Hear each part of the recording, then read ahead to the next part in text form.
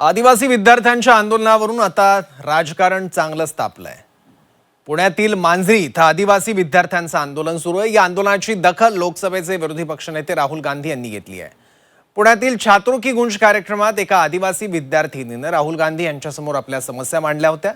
त्यानंतर राहुल गांधी यांनी मुख्यमंत्री देवेंद्र फडणवीस यांना पत्र लिहिलंय। विद्यार्थ्यांना प्रत्यक्ष भेटून त्यांच्या समस्या सोडवण्याची मागणी त्यांनी केली। वसतिगृहांची दुरावस्था, शिक्षणातील अडथळे हा मुद्दाही राहुल गांधींनी पत्रातून उपस्थित केलाय। बघूयात।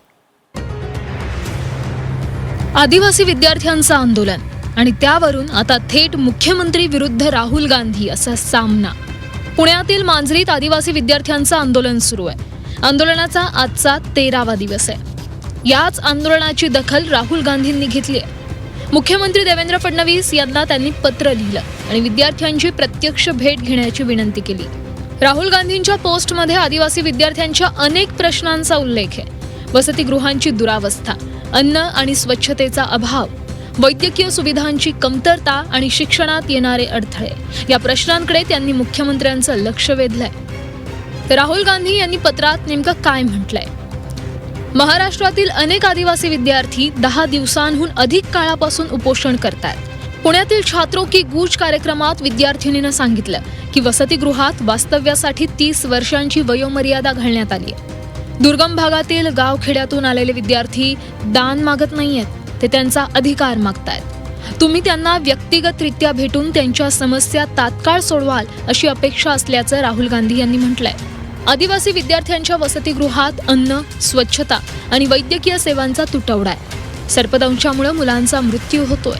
महिलांसाठीच्या सुविधांची स्थिती खराब आहे। अशा समस्या राहुल गांधी यांनी मांडल्यात। विद्यार्थिनींच्या फिटनेस टेस्टच्या नावाखाली घेतल्या जाणाऱ्या प्रेग्नन्सी टेस्टची माहिती मिळताच धक्का बसला। या नियमांमुळे महिलांच्या सन्मानावर आणि त्यांच्या मानवतेवर आघात होतोय असं राहुल गांधी म्हणाले। राहुल गांधींच्या याच पत्राचा विचार करण्याचं आवाहन संजय राऊतांनी सरकारला केलंय। तर सर्वाधिक आश्रमशाळा काँग्रेस नेत्यांच्या आहेत। राहुल गांधींनी या आश्रमशाळांना भेट द्यावी असा पलटवार भाजपनं केलाय। काही दिवसापासून मला वाटतं 17 ते 18 दिवस झाले पुण्यामध्ये आदिवासी विद्यार्थी उपोषणाला बसलेले आहेत। त्यांच्या फीचा, स्कॉलरशिपचा विषय आहे। अशा वेळेला जर राहुल गांधी या देशाचे विरोधी पक्षनेते आहेत, लोकसभेचे विरोधी पक्षनेते आहेत, त्यांनी त्या भूमिकेतून सरकारला पत्र लिहिलेलं आहे आणि सरकारनं त्या संदर्भात त्यांच्या कामात सुधारणा करणं गरजेचं आहे। या सर्व आदिवासी भागामध्ये सर्वाधिक आश्रमशाळा काँग्रेसच्या नेत्यांच्या आहेत आणि काँग्रेसच्या काळामध्ये सुरू केलेल्या आहेत।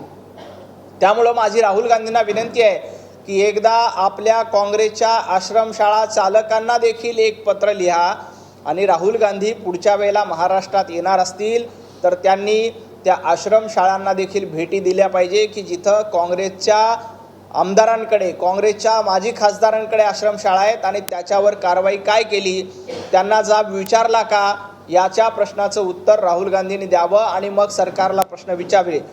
सरकार निर्णय घेऊन आदिवासी मुलावर अन्याय करत आहे आणि सोयीपासून त्यांना वंचित करत आहे। जर प्रेग्नन्सी टेस्ट 1 महिना सुट्टीवर झाल्यावर घेत असेल तरी किती किळसवाणा प्रकार आहे।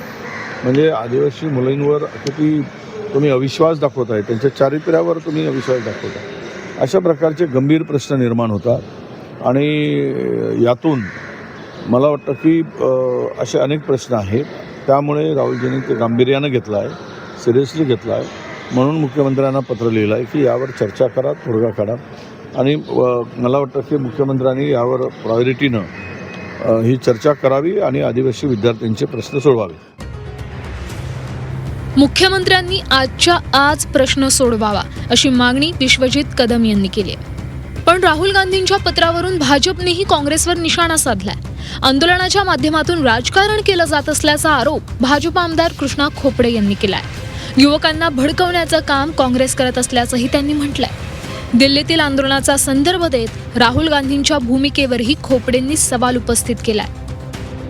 महाराष्ट्राचे मुख्यमंत्री सन्माननीय देवेंद्र फडणवीस साहेबांना एक पत्र लिहिलेलं आहे आणि त्या पत्राद्वारे त्यांनी सांगितले की 10 दिवस झाले हे आपले महाराष्ट्रातली मुलं आज सर्वसामान्य गोरगरीब समाजातली ही मुलं आहेत, सर्वसामान्य कुटुंबातली ही मुलं आहेत की उपोषणाला बसलेत, आंदोलन करतात. त्याची दखल घेतली पाहिजे. आपले देशाने टोटली नाकारलेला आहे. देशातल्या झालेल्या प्रत्येक विधानसभेच्या चुनावमध्ये बी त्यांनी नाकारलेला आहे.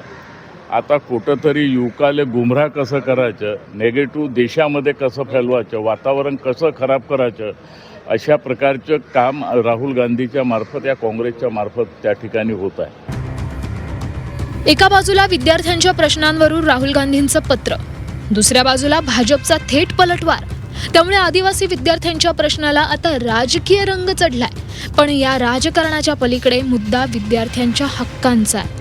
वसतिगृहांच्या सुविधा, शिक्षणाची संधी, आरोग्याच्या सुविधा आणि विद्यार्थिनींच्या सन्मानाचा आहे. या प्रश्नांची उत्तरं आंदोलनाच्या घोषणांमध्ये नाही आहेत. ती उत्तरं प्रशासनाच्या निर्णयातून मिळणं गरजेचं आहे. मांजरीतला आवाज आता मुंबईच्या सत्ता केंद्रापर्यंत पोहोचलाय. राहुल गांधींचं पत्र त्याची नवी ठिणगी ठरलंय. आता या ठिणगीपासून प्रश्न सुटतोय की राजकीय वादाची धग आणखी वाढतीये, याकडे सगळ्यांचं लक्ष लागलंय. ब्युरो रिपोर्ट, झी 24 तास.